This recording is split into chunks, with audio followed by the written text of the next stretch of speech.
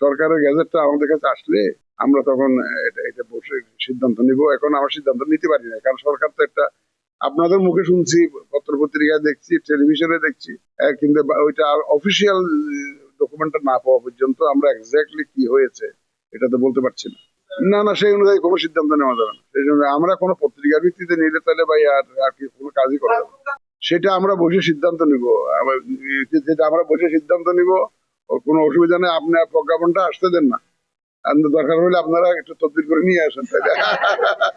তাই আমরা ডেফিনেটলি আমরা তো ইলেকশন কমিশন তো আমরা তো এই দেশেই কাজ করি, তাই না? এটা এই দেশেরই একটা কনস্টিটিউশনাল বডি, এই দেশের জন্যই কাজ করি। সুতরাং আমরা তো এই সমস্ত বিষয়ে তো আমরা equally concern, but we are waiting for the gazette notification to come. এটা আসলে এবং আপনারা দেখতে পাবেন, আসলে দেখবেন, যখন দেখবেন যে সবকিছু আকাশে সূর্য উঠে গেছে, তখন তো পরিষ্কার হয়ে যাবে আপনাদেরকে। আর দেখবেন আপনারা অপেক্ষা করেন, কিছুক্ষণের মধ্যে আসবে। এটা কে খবর দিল আপনি? ভালো আপনাদের। তাহলে আপনারা আমরা কি করবো ওইটাও তো জানেন, তাহলে নিশ্চয়।